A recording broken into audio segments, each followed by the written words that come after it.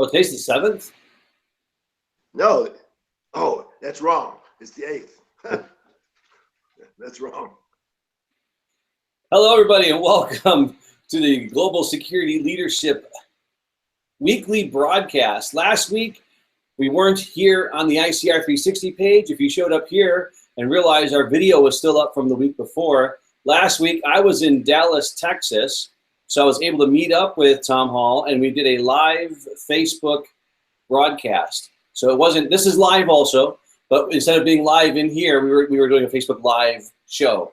So we did something a little bit different than last week, but we're back this week, and we're excited to bring you today's topic, which, given the time of year, Tom, I would say this is going to be extremely important for people to get the topic, not just if you're young and you're going on spring break, but if you have children who are going to be going on spring break. So today we'll be talking about keeping yourself and your stuff safe and secure during spring break. Tom? Yes, glad for us to have another opportunity, George. But around spring break, it's one of the, it's been recognized in our country for years and years. And spring break, it coincides with lots of vacation times for adults. So you'll have adults, young adults, and children all going on vacation. And one of the things we want to talk about today was everybody's anxious to leave, but the 5 areas we want to cover is everybody wants to leave home to go elsewhere, but then everybody forgets about home. Everybody wants to pack up to go elsewhere, but we want to talk about how you pack. Everybody wants to pack up, leave home, and go elsewhere, but have they done a security analysis to figure out what kind of crime they're walking into? Everybody wants to get back home safe, but have they put any time to thinking about how to get back home safe? So we want to talk about, several areas. The area that you're going to, or you have insurance, is your personal insurance covering injury in that particular area, especially if you're going out of the country. So you want to look at some things that we might not have thought about. We get really excited about going home. And the one area that I love the most, George, is when we do things on, when we decide to go on vacation, we become supermen. We dive into pools, we jump off diving boards, we climb mountains, we do all the things that we never do and put ourselves in a situation to get hurt really bad. And let's not even talk about consuming and operate. So there's a lot of things we can talk about in terms of staying safe during this area that we call spring break. Absolutely, Tom. So what I want to do is I want to take everybody through the whole process of spring break. So the first thing, Tom, we want to talk about is keeping yourself safe, or preparation. Let's say preparation for spring break. So while you're home, what do you do to prepare to go on to spring break? So let's say, George, my family and I are going to go on spring break. I'm going to do something that maybe most of us don't do. I'm going to do an inventory of my wallet. Most guys have a wallet. It doesn't look like this because theirs is a lot thicker, and it's a big rock. So I'm going to inventory my wallet. What are the things that I'm going to need on vacation? Am I going to need 14 credit cards? Or maybe I'm just going to need my American Express, and maybe I'm just going to need my driver's license, and maybe I'm just going to need one other item, an insurance card. Maybe that's all I'm going to need for vacation. So before, and this is the same process that I use if I'm going out on a weekend with my bride. Do I need every ID known to mankind in my wallet? So we're going to do a little inventory of the things that we really, really need with this, George, as opposed to. Once I inventory my wallet, George, then we start talking about packing. What are the things that I'm actually going to need to take with me? George, you remember the days before they had these fancy plastic bags? Now we can fold our shirts and our trousers up. So for every day, I'm kind of manic with the packing. So I'm going to put every item, I'm going to pack by day. So if I'm going to be going out on a Monday, I'll know what my schedule is for Monday, and I'll put all those items in a plastic bag. And we got these nice little Ziploc bags that we can put things in. You and I were old school. We were back doing executive protection. We were wrapping everything back in the cleaner's plastic bag. So now we have these. I'll use these, George, when I'm doing my packing. For all those other items that I don't want to get, that maybe on my carry-on bag, I'm going to have very plastic bag to make sure they don't get soiled or perspiration. So my packing is going to be the first thing we're going to do. How do you pack to actually go away? I'm going to make sure I have the exact items that I need. We all know that the majority of the bags that are going through a turnstile are black. For some reason, all Americans think that black should be the luggage of choice to travel with. So would you please do something on the exterior of your bag to make your black bag stand out so George doesn't take your bag thinking that it's his. So we do an inventory and then we pack our bags. Those are the very first things that we need to do, George. And Tom, you don't have to worry about me taking your bag because my bag is bright yellow, bright green, and bright orange. Smart. So now, you're going to see yours. Absolutely. Now, Tom, one of the things also a lot of people don't do, you talk about inventorying your wallet, but I think it's really smart when you actually make copies of your credit cards, front and back. That way, if you ever actually lose a credit card, you have all the information right there to help with this customer service of getting those cards canceled right away. And don't take them with you, but you can have that somewhere. So if you ever lose a card, and you should do this for all your cards in your wallet, make sure you've got the numbers, the 1-800 numbers on the back written down, and you have those available to you, because maybe you lose that card and you don't have the ability to get online to cancel something. So you want to be able to pick up that phone and make that phone call. And George, Tom, absolutely. Yeah, and Tom, one of the things I like to say that, people used to worry about going, like if you're an adult and you're actually going somewhere during spring break, and maybe you're not taking your teenage children with you, we used to always worry about the party, right? But nowadays, wireless cameras in your house that work off your Wi-Fi have kind of really helped that process of having to worry about what's happening at my home when I'm not there, because you'll get an app on your phone, you just check in and you can constantly see what's happening at your house. And a lot of people are putting in those doorbells that when somebody comes up, there's a little camera there, it rings your phone, and you can actually see who's at your front door or your back door or different places around your house. So use technology to your advantage when you go on spring break, so that just because you're gone, you don't have to be worried about what's happening at your house, because you always have some kind of visual of what's happening at your house while you're there. And those things are very inexpensive these days, Tom. Absolutely. And George, as you said, use the technology. So what you've described is how my home is set up. However, I'm one of those fortunate people that has a good friend. I hope everyone out there that's watching tonight, that they have a good friend. I also want a good friend because, let's say I'm in an area that's prone to storms, and they take out technology, they take out power. What's going to happen to my home while I'm on vacation? So I have a good friend that has my code. I have a good friend that has the key to my house. I have a good friend. So of course I'm going to stop the mail. But if something catastrophic happens in the area, I want somebody that can respond. I want somebody that has access to my insurance provider. He has a number to get in touch with my agent. If something happens, a tree falls down on my house, and I'm gone for 35 days. So what? I've got this great alarm system. And guess what? I'm watching on my handheld this tree come down on my house. Awesome. Now what? Right? Wouldn't it be great if I had a good friend or a relative that can go over now, take control of things and get things wrapped up while I'm away and I don't have to leave my vacation, take care of my cars, take care of my homes. So while I love the technology, I love people a lot more, and I trust people. So there's a couple of folks that I kind of lean on, and I would lean on an individual with the keys, with the access code, and the number and name to my insurance agent. Very good points, Tom. Thank you for those. Also, one of the things I see a lot of people do prior to leaving for any vacation is they like to broadcast the fact that they're leaving. So they put it out there on Facebook and a couple different social medias. Hey, we're leaving for the next 2 weeks. We'll be back. That is one of the worst things that you can do. I know we'd like to tell people that we're leaving, but I think we can refrain from putting, especially if your house is going to be empty, refrain from putting all that stuff on social media. And your friends will be happy to see the pictures as you get back. Or, you can take the pictures or call them on the phone. You can live chat with them nowadays while you're in Florida or Texas or wherever you're going for spring break, especially if you're going internationally. Maybe the cost will be a little bit higher, but have those good friends that you want to share that with, but you don't need to share that with the world. Well, since you mentioned that, I was going to talk about that later on, Judge, but since you mentioned, social media, particularly real-time photographs, tells everyone on Facebook that you're not home. I mean, it's great to see you jumping off the high diving board, like you said, George, in Florida, but it tells the rest of us that your home is vacant in Dallas. So the real-time photographs just tell the thief that you're not there in real time. There's no one there to watch your house. Yep. So, teasing me the other day because I loaded up a picture and it says, "Wow, Tom, that was great. Where were you?" I said, "That was last year. We were over in the Middle East." Last year? I said, "Yeah, I don't tend to load things right away because I don't want you to know where I am and when I'm there."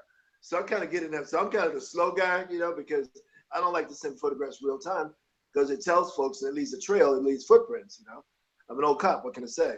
But why broadcast you're going to be away from home when you don't really have to?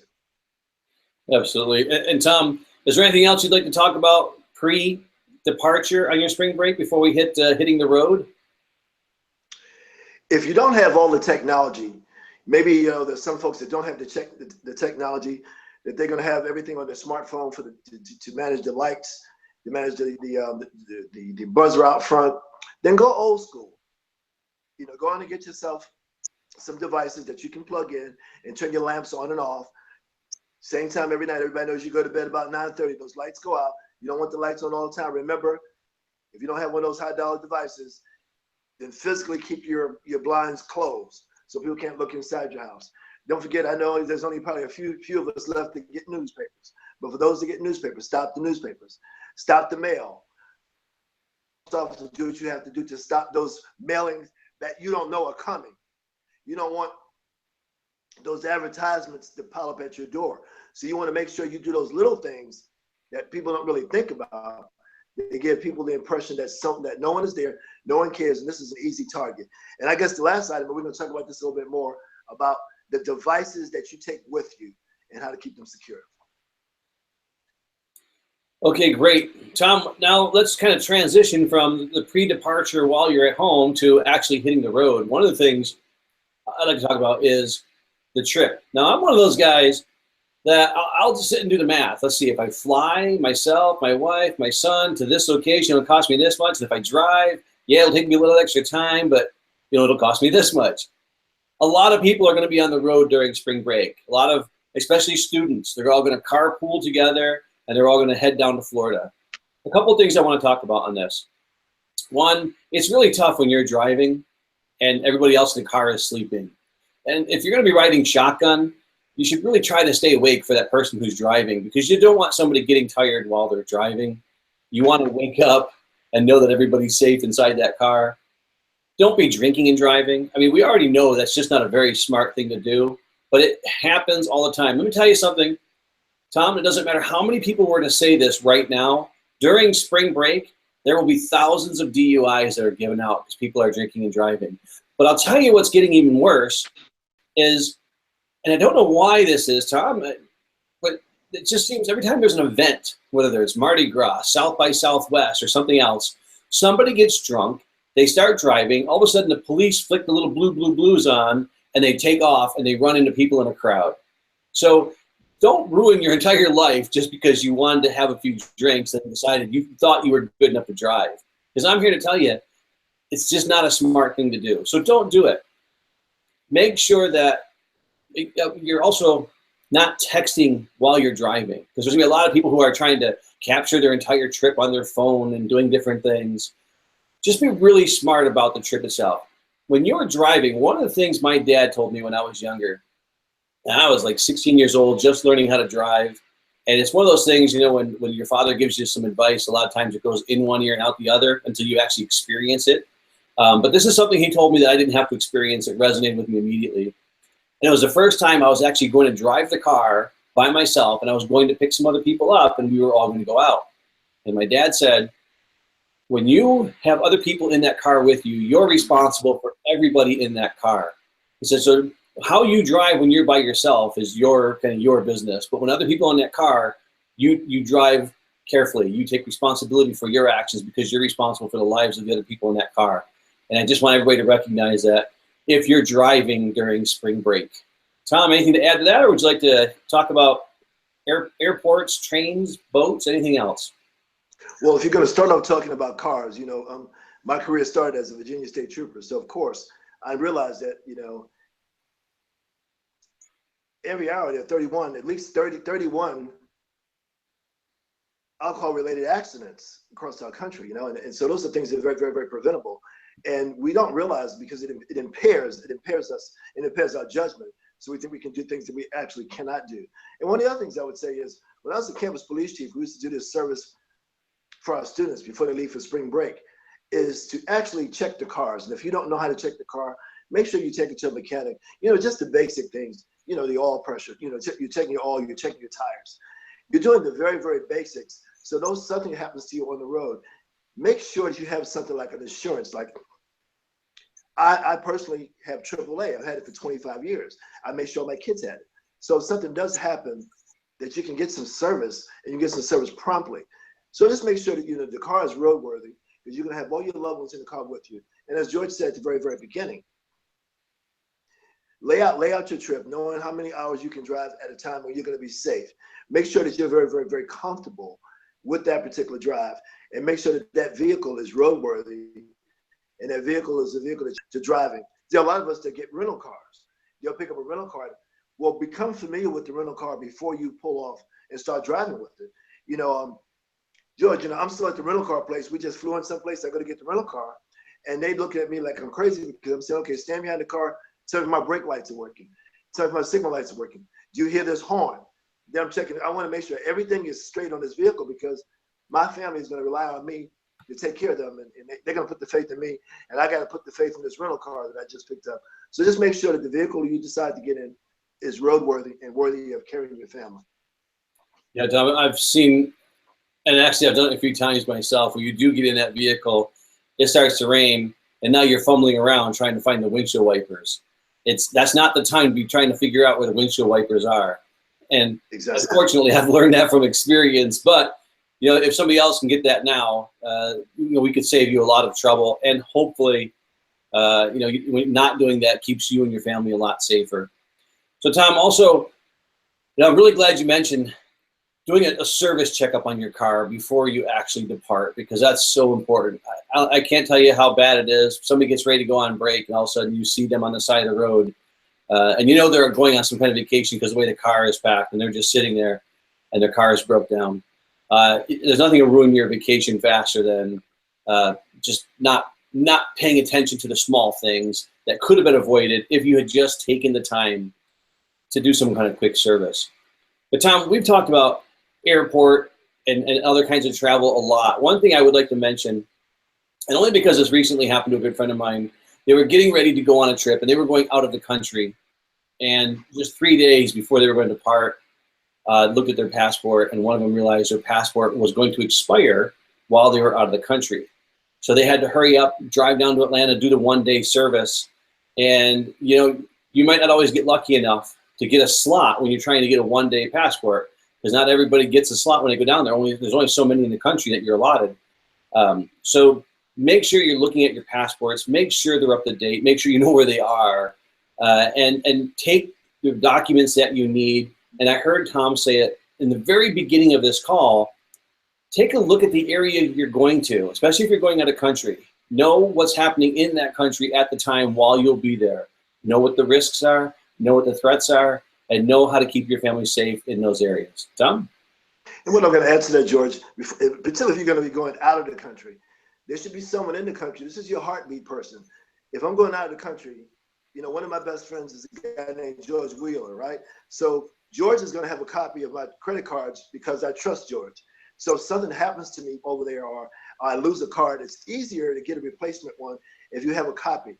But sometimes you don't want to have those copies with you. That's a judgment call on your part. But I know there's a number I can call. George can cancel the card. George can get a new card from me. George has a copy of my passport, because when you have that face, you have a copy of it. It's easier to get things. George knows my entire itinerary. George is the only guy that knows everywhere I'm going. So if something happens while I'm gone, they say, well, where do you think Tom is at by Thursday? Well, by Thursday, Tom is supposed to be in Kuwait. He's going to be in the city of Kuwait, and this is who he's meeting with. George knows everything down. Somebody should be your heartbeat back here, wherever you are, that knows everything about your trip. So if Tom needs some help, Tom gets in a jam, Tom's in a foreign country, in a foreign land, needs to make some phone calls. George has the itinerary to start making some calls to the embassy and start doing those things and moving those needles and getting things done.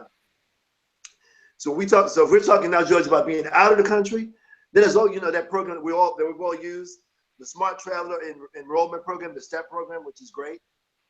You set up your trip before you go out of the country. You get on the website for the State Department. It's free. You give them all the information about your trip, everywhere you're staying, your hotels and everything. Something happens in that particular country, some political uprising, they can reach you by phone, reach you by hotel, and say, American, you need to get to stepping and start coming back home. There's some bad things happening in that area. So the STEP program is excellent. So we're talking about going out of the country. Do your homework before you go. Does your insurance, George, cover an injury out of the country? There's nothing worse than getting hurt outside the country. Then you find out, well, my insurance doesn't cover me here. You need to do a little homework depending on where you're going in the world. And if your insurance doesn't cover what you're going to do, you need to do an upgrade before you go. And does that insurance cover medical evacuations? Maybe you're somewhere that doesn't have the particular medical assistance that you need. Well, do you have the insurance that will cover you from being flown from where you are to where you need to be? These are the things that you need to do in advance of your trip. And Tom, I had a very big client one time who was taking a trip out of the country, and because they were taking this trip, they took their husband with them. When they got into the country they were going and got to their, they actually rented a house, I believe. The husband got really sick one night, and besides the language barrier, when you try to call an emergency service, we had this person set up so they could, if something really happened that they needed help, they could call us, and that's what our job was for them. But at first, they just went ahead and tried to take care of it themselves. And what they realized was not only was there a language barrier, but emergency services weren't coming just because this person was sick, because they didn't have insurance that would cover them in that country. There was no ambulance coming for them. So they contacted us, and we contacted our local personnel who did get that person to a hospital. But a lot of people do forget that. They just think, well, I got insurance here in the U.S. Doesn't matter where I go, it's going to cover me. It won't. And like you said, when you get there and you need that service and you find out you don't have it, it's too late. Take care of these things before you depart. And also, Judge, what I would recommend, whether you're going overseas or when you're here in the U.S., you decide that you and your family are going to stay in XYZ hotel. What do we normally do when we get to a hotel? Any of us that have been personal protection specialists know if we're going to have an executive that we're protecting at the hotel and we do the advance, there's certain things we're going to do to check the hotel out before their arrival. Well, you're your own advance guy, right? So when you get there, what do most of us do? We drop our bags, hit the restaurant, hit the bar, hit the pool. I suggest to you that you figure out a plan for what happens if things go very, very bad in that hotel. You're on the 8th floor. There's a fire. The sirens are going. The sprinklers are on. It's pitch black in the hallway. And when you open your door, I can guarantee you there can be 4 or 5 people saying, hey, man, what's going on? What should we do? You don't want to be that guy. What you want to be is when you arrive at the hotel and you get settled in, you figure out, how do I get out of here under duress? If the sprinklers are on and it's dark, I'm in room 404. How many doorways in the dark do I have to touch before I get to the stairwell? Now you go down that stairwell and find out where that stairwell takes you. Those are the things you need to do when you arrive at the hotel, as opposed to running to the pool and running to the bar. Inside the hotel, where am I going to put my laptop? Am I going to use the safe downstairs, or am I going to use the safe inside? Whatever you means to do. Even if they don't have one of you, at a minimum, your valuables should at least be locked in your luggage at a very, very minimum. Now, something happens in the middle of the night, George, you and I are going to have what we call a go bag. I'm going to have some underwear. I'm going to have my cell phone. I'm going to have those things that I've got to have. So in the middle of the night, if the fire goes off, I got my go bag, and I'm about the business of going, because I know I'm going to have people like you stand in my way because you don't know what to do, because you don't have a plan. Because if you don't have a plan, you become a part of someone else's plan. Well, Tom Hall always has a plan, and I plan to be safe. And George, I was never more impressed than I was working for a government contractor, and we'd taken the CEO and his staff to a preparation training session before they left to go overseas. The hotel they were in caught on fire. Thank God they had done everything we'd asked them to do, George. They knew exactly what to do. They had on bathrobes and fuzzy slippers. They walked to that stairwell. They went out the entrance, they walked across the street as they watched the hotel go up in flames.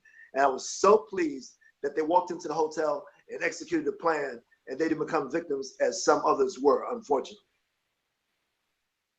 Absolutely, Tom. So, Tom, is there anything else you'd like to talk about kind of around the travel part of the spring break before I hit keeping your stuff safe? No, I think we covered the travel part pretty good. No, I'm ready, George. Okay. Tom, one of the things that, especially, it doesn't matter if you're in country or out of the country, I want to talk about ATMs for a second. When you go to an ATM, especially if you've been out drinking, try to take somebody or go to the ATM with people that you know. Don't go by yourself. And before you actually go up to the ATM, kind of do a 360. See if somebody's kind of hanging around. See if there's any kind of suspicious activity, anything going on right around that ATM. Because if you don't have a choice but to go to the ATM by yourself, you want to be as safe as possible. So make sure you're using situational awareness.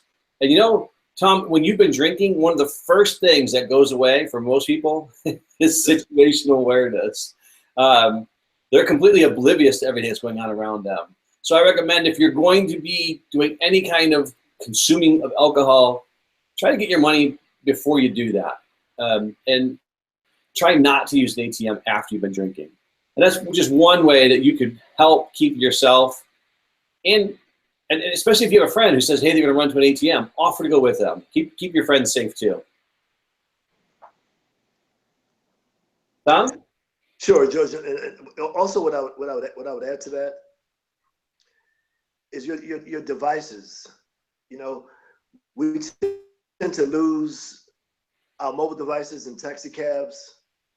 So make sure you back up all your devices before you go on your trip, number one. Number two, you know, be kind of leery of Wi-Fi. You know, I have my own little device that I use, but you want to be very, very careful about using Wi-Fi in certain coffee shops that you would go to. You know, particularly when you're overseas, you have to be very careful to protect your own information and your own data. That's a big one, George, because we carry so many devices with us. You know, we're gonna have a laptop, we're gonna have a tablet, and we're gonna have a smartphone. You know, make sure those things are backed up, make sure those things are secure. And let's say that you don't have any, let's say that the mobile device goes down, something else that you need to have with you. You need to have the phone numbers that you can call the organizations that you need to get in touch with in an emergency. And we're so reliant on technology. If the technology goes bad, how do you call the police department? How do you call the embassy? How do you call the front desk at the hotel? Where are you? So you're gonna have to do something that we probably haven't done in a long time. You're gonna have to get a pen and a piece of paper. And on that pen and a piece of paper, you're gonna have all those emergency numbers that you need to have. Because we don't memorize numbers anymore, George, because we have smartphones and they're so much smarter than we are that they remember the numbers and we don't. So in an emergency, besides 911, we don't know anyone's number. So write them down. Write down all those numbers that you think you might need while you're in that particular town. If you're in America and you're in an American hotel, write down the hotel number. Write down the local PD. Write down the hospitals, because these are, and people that you need to call an emergency, just in case technology is not working, that you always have all the emergency numbers with you.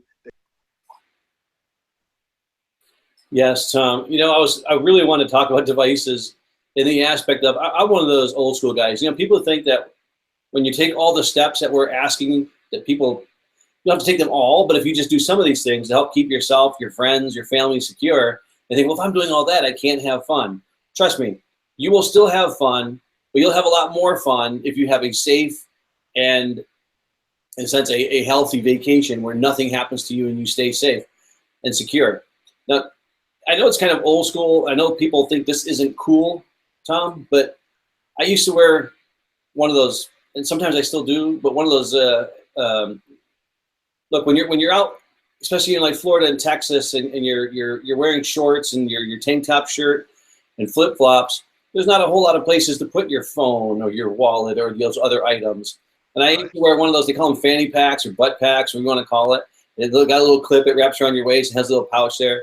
It really doesn't look all that cool, but you know what? Those things are fantastic to have for keeping your valuables safe, secure, and in your view, because what's going to happen is, especially when you've been drinking, You're going to put your phone down. You're going to forget it. You're going to go back to it. It's going to be gone. So those things are just something you can use to make sure that you're keeping your items secure. And somebody, kind of in your party, maybe y'all don't have to look cool. Maybe you can share that, Tom. But items, there's going to be thousands of cell phones that are lost and stolen during spring break. And people are just going to, again, those are the kinds of things that ruin your vacation when you just lost your $600 iPhone. So try to keep that stuff as safe as you can. Keep an eye on your money, keep an eye on your personal belongings, and keep yourself safe. Tom? George, I still have those items that I use now. A belt wallet. I have a wallet that I wrap around my waist that goes under my shirt. And that's where I put my valuables when I'm traveling. And I can push it to the front where it's, and there's something else that I do that, I don't know how many guys do this, but most guys have their money in their wallet. And I always separate my money. So if you get my wallet, you don't get my money. So, I spent my first 24 years in New York City. So back in those days, I was robbed several times. And they said, I want your money. I said, here. So he's got my money, but I maintain my credit cards in my wallet. So I'd always separate my cash in case you get into one of those situations from my ID and other pertinent things that you need. And, once again, I'll tell you, try to keep it small so you don't have that bulge that attracts attention. Yeah, Tom. So on keeping your stuff safe, is there anything else you'd like to talk about that before I go into actually a little bit of personal safety? No, I think we did good on keeping stuff safe. No, I'm good. Okay. Two things I want to say about personal safety and security. This is especially for women. In our culture, in our music, in our movies and things like that, it just seems like there's a lot of pressure to have sex. I'm here to tell you that not everybody is hooking up. Not everybody is doing that. You do what's comfortable for you. However, I'm here to tell you that during spring break, unfortunately, Tom, there will be hundreds, I think it's safe to say, of rapes that happen along Texas and Florida and different places. And majority of those will never get reported. Women, stay with other women. Be very smart. Don't go out and get drunk and be hanging around with a bunch of guys, in a sense. I don't want to say you're asking for trouble, but it's a way that you're going to get yourself into trouble. And you want to make sure that as you're going through your spring break, if your friends want to kind of go off on their own with some other people, talk about this stuff before you go. Make sure you're setting some boundaries, and make sure you have boundaries while you're there. You don't have to feel pressured because you think that everybody else is doing it, or people are going to tell you that everybody else is doing it, or you see that cute guy or that cute girl that just seems irresistible. Trust me, they're resistible. You can resist those people. There's going to be a time and a place for everything. And I'm not trying to ruin everybody's vacation here, but one, practice safe sex if you have it. But two, keep yourself and your friends, especially you women out there, keep yourselves safe. Make sure you stay together and don't allow yourselves to become victims. Tom, I know you have a lot to say about this. Can you help the women out there? He who has daughters are vigilant for life, right? So I have a daughter. So of course, we want to plan. She's a college age student. She's going out and says, I want you to have a plan. What happens if the girls decide they're going to go someplace and you don't want to go and they're driving? How do you get transportation? How do you get back home? Have a plan. Sure, have the money, have the numbers, know where to go. And if all goes south and you really need help, then you call the police. And you go someplace lit and you call the police. And if your crew decides they want to do something that the values that you have, you need to walk away and don't be afraid to call the police. And if you're in an earshot in the city where your dad is, wild horses can keep me from getting there. I'm on the way. But short of having your dad come and rescue you, do what you've been trained to do. Because George, we all fall back on our trainings. And if we haven't prepared our young folks, they don't know what to do.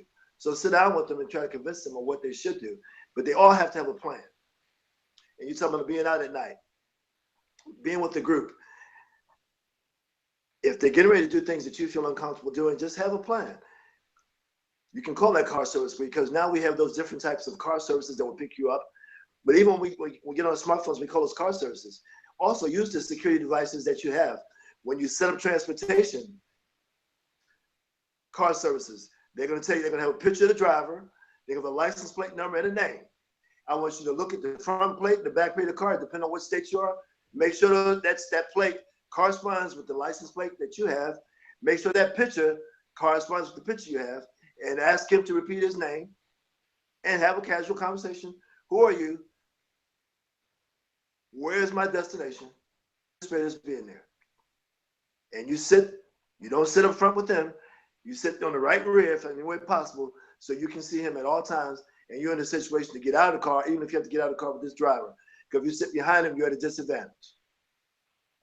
Yep. And Tom, again, for the women out there, you want to make sure that, let's say you're out during the daytime and you meet that special someone that you think is irresistible, and they tell you, hey, later on, we're going to be hanging out at this location. I'll come pick you up. Don't ever let them come pick you up. You tell them, just tell me where you'll be and I'll meet you there. Because if they pick you up and you don't really know where they take you, you're not familiar with the area, or you no longer have a ride home because you couldn't even call a cab because you don't know where to tell them to come. So make sure you meet the people there. Don't ever get in a car with somebody you just met and expect that this is just the person that I trust this person, because nobody is more trustworthy than somebody who's trying to con you. Huh? I can't add any more to that, George. Most of what we're saying really are common sense approaches and things that we've learned over the years, but these are real life solutions, and these are things that work to keep people safe. Safety is just about taking a step back and coming up with a plan and executing a plan. It's as simple as that. So we give you some ideas on preparation, what happens when you actually get there. And the other piece that I would like to add, George, is in terms of keeping yourself safe once you get there, doing things outside of your physical capabilities. The number of injuries, I'm a safety director, the number of injuries that we sustain on vacation, because it's something about vacation that gives us this superhuman strength. So try and maintain and do those things that you think you can do safely. And if you're going to engage in activities that you normally don't engage in, please use these safety equipment, the PPE that's being provided for you, the knee pads, the helmets, the ankle pads, the wrist pads, everything that you can do when you're getting involved in activities that you normally don't get involved in to keep yourself safe. And Tom, the last thing that I have for everybody today, before I pass it back to you for anything you'd like to say in closing, is there's a lot of people who are going to be going in the water during spring break. The beaches, the sun, the water, and alcohol is a recipe for very bad sunburn, dehydration, and everything else. You want to make sure that, listen, it's common sense stuff, but common sense goes out the window when you've had too much to drink. Make sure that you're keeping yourself safe. Make sure that you have plenty of suntan oil on. There's nothing worse than getting there the first day, getting a really bad sunburn, and the rest of the time you're there, nobody can even touch you because your skin hurts so bad. Take care of those things because you want to enjoy your vacation. We want you to enjoy your vacation, and that's why we're giving you these tips. And we really hope that it gets you thinking about the vacation that's coming up or your spring break that's coming up. Go, have fun, but take the time to make sure that you've done the things that are necessary to keep you and your friends and your stuff safe and secure. Tom, anything you'd like to add in closing, sir? The last thing I'd like to add, George, is when you said take care of your skin, I want to speak to folks that have my complexion. Yes, we do burn, okay? We have to wear sunscreen as well. Just because your skin is darker doesn't mean that you don't have sunburn. Take care of your skin and your eyes, because protect your eyes from the UV, you have to protect your eyes as well. So sunglasses are a prerequisite and sunscreen is a prerequisite. And enjoy the break. Be safe. Thank you, George. You're welcome, Tom. Tom, thank you very much for sharing all those tips with us. Again, we do want you to go out and have a great spring break. We want you to come back and to be able to tell all your friends and share your pictures. We don't want to see you on YouTube on those epic fail videos where you got hurt because you were doing something really stupid. And most of all, women out there, we want you to go have a good time, come back, and be able to tell your friends what a wonderful time you had. And fathers and mothers out there, we want you, if you have children who are going on spring break, to take some time. I know it's hard to talk to your kids sometimes when they hit a certain age, but there are times when you want to talk to them. and get their undivided attention, just to help them think about a few things before they leave. And we hope that these tips that we've given you today help with that. So thank you very much, everybody, for joining us. We will see you again right here next Wednesday, 8 p.m. Eastern, 7 p.m. Central. And we look forward to bringing more of these conversations to you. And again, if you're watching the replay of this, and even if you're watching this on a different network like YouTube or LinkedIn, you can always watch us live by going to our Facebook fan page for ICR 360. It's the ICR 360. It's facebook.com/ICR 360. And on the left-hand side, there's a tab for the Global Security Leadership weekly broadcast. Just click on that, you register, and then every Wednesday we'll be right here talking to you, bringing you tips on helping keep yourself and your friends, your family, and your organizations and communities safe. Thank you very much. Have a good day.